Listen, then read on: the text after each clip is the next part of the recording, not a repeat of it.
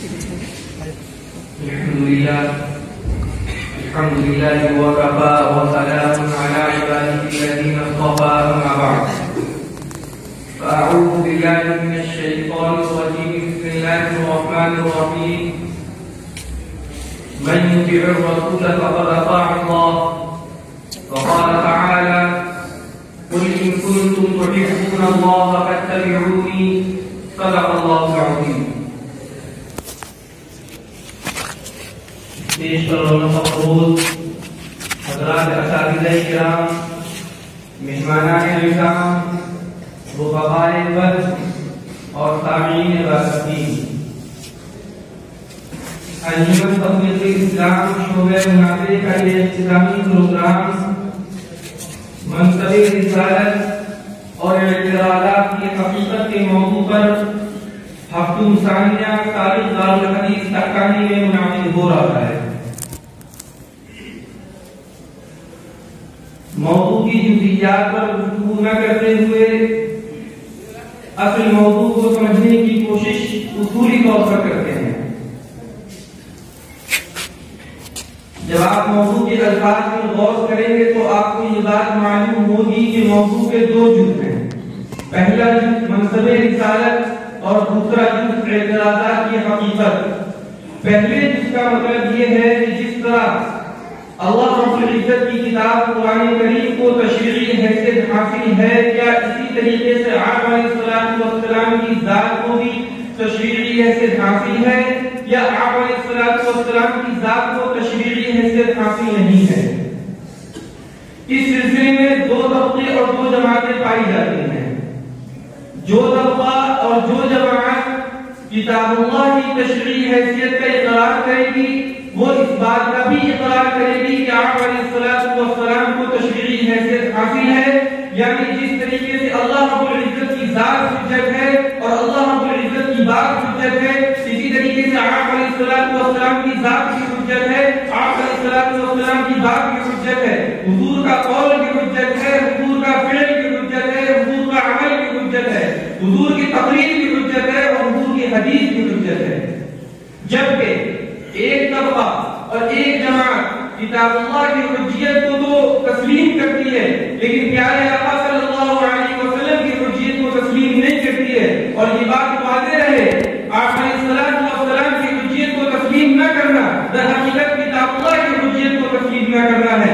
پہلا نظریہ اسلام اور مسلمانوں کا ہے اور دوسرا نظریہ منکرین حدیث کا ہے۔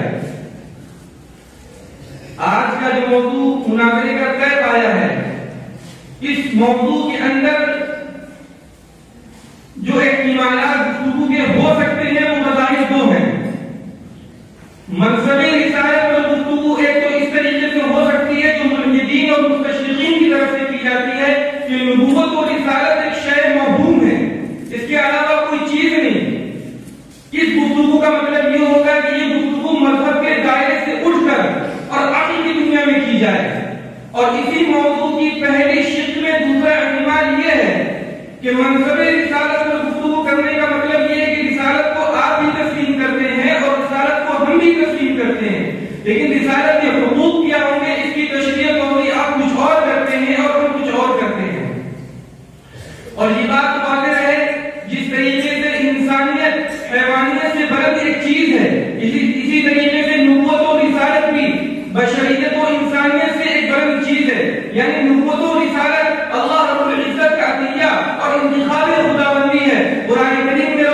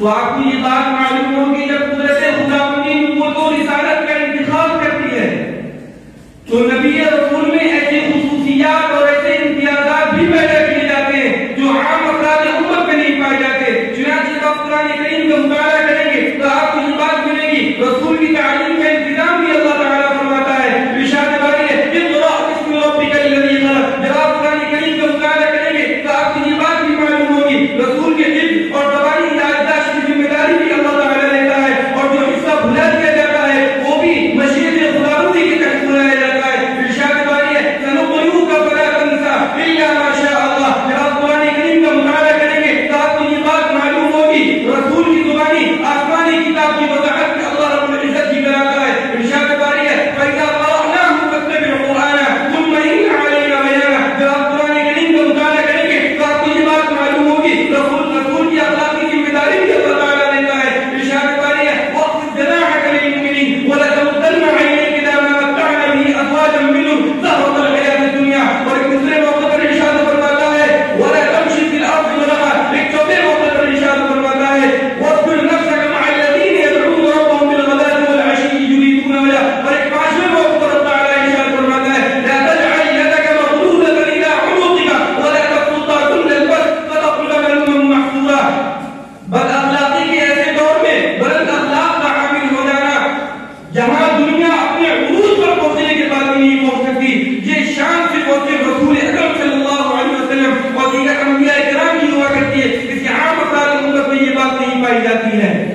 جب آپ قرآن کریم کا مطالعہ کریں گے تو آپ کو یہ بات بھی ملے گی رسول کی جسمانی حفاظت بھی اللہ تعالیٰ کرتا ہے. ارشاد باری ہے واللہ یعصمک من الناس. جب آپ قرآن کریم کا مطالعہ کریں گے تو آپ کو یہ بات بھی ملے گی رسول کو خواہش نفس سے بھی اللہ رب العزت محفوظ رکھتا ہے.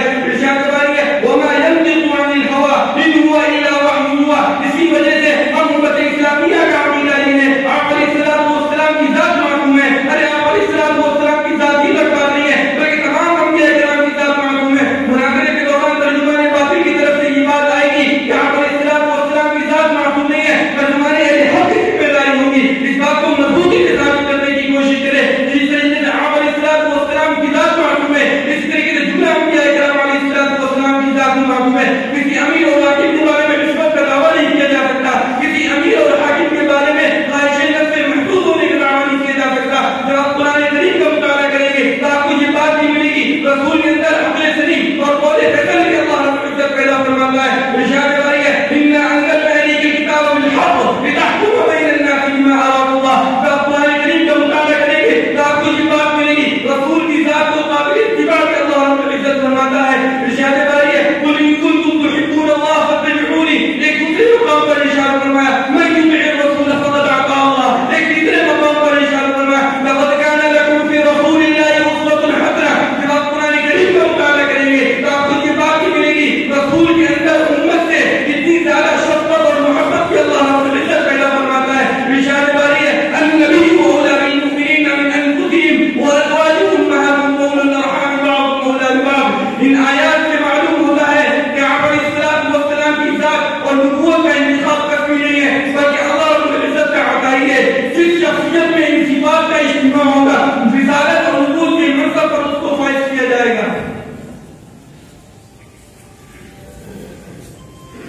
جس شخصیت میں ان صفات کا اجتماع ہوگا رسالت اور نبوت کے منصب پر اس کو فائز کیا جائے گا. اور جس شخصیت میں ان تمام صفات جمع ہوتی ہیں اس کو رسول کہتے ہیں. لہذا رسول کی ذات کی حجت ہے, رسول کی بات کی حجت ہے, رسول کا قول کی حجت ہے, رسول کا فعل کی حجت ہے, رسول کی تقریر کی حجت ہے اور رسول کی حدیث کی حجت ہے.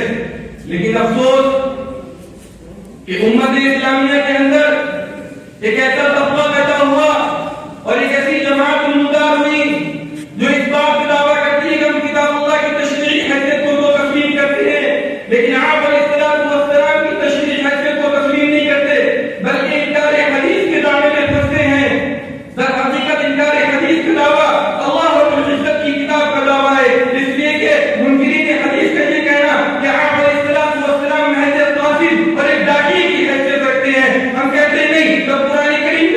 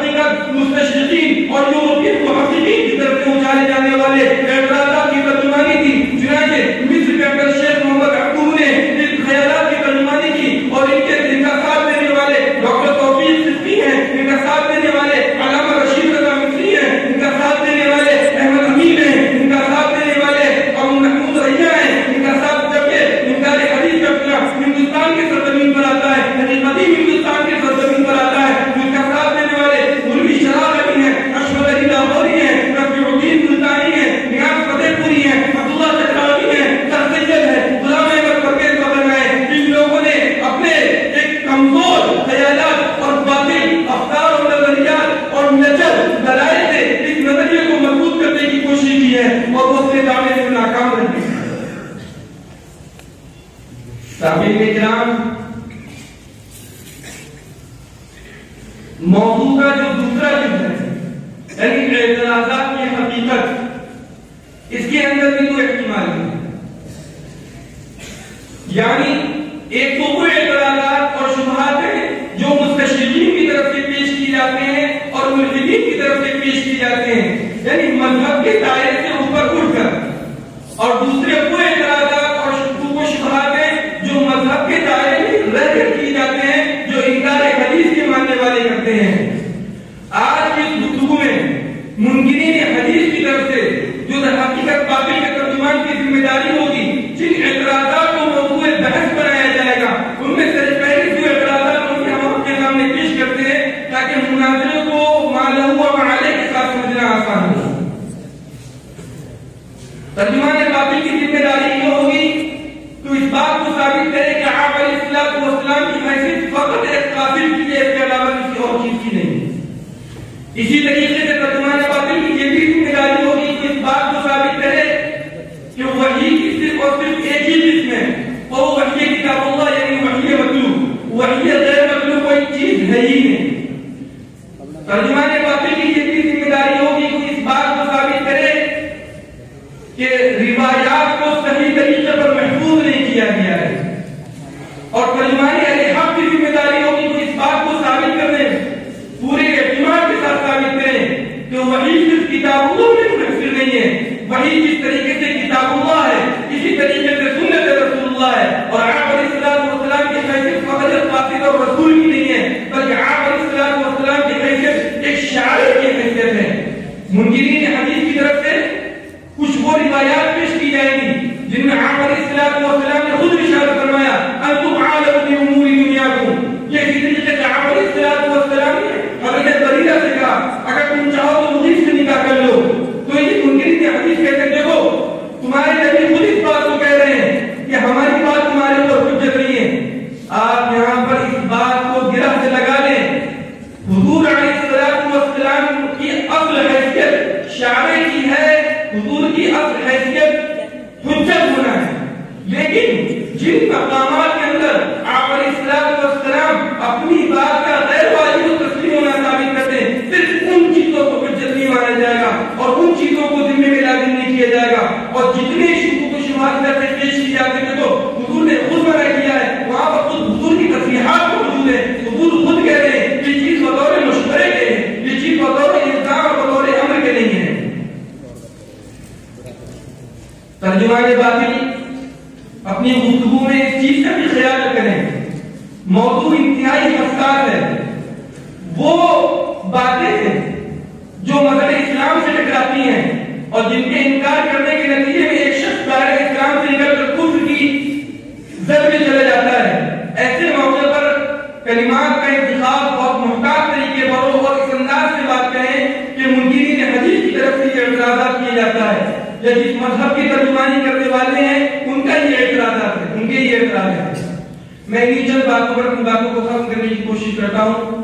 امید ہے کہ وضاحت مبحث کا مطلب صرف اتنا ہوتا ہے کہ موضوع کے تعلق سے کچھ ایسی باتیں آ جائیں جن کی روشنی میں مناظرے کا سمجھنا آسان ہو جائے۔ وضاحت مبحث کا مطلب یہ بالکل بھی نہیں ہوتا ہے کوئی موضوع پورے دلائل کے ساتھ آپ کے سامنے منعقد کر دیا جائے، جب ہم ہی منعقد کر دیں گے تو مناظرے کی ضرورت کیا رہے گی۔ اپنی چند باتوں پر بات کو ختم کرتے ہیں۔ آمین۔ الحمدللہ۔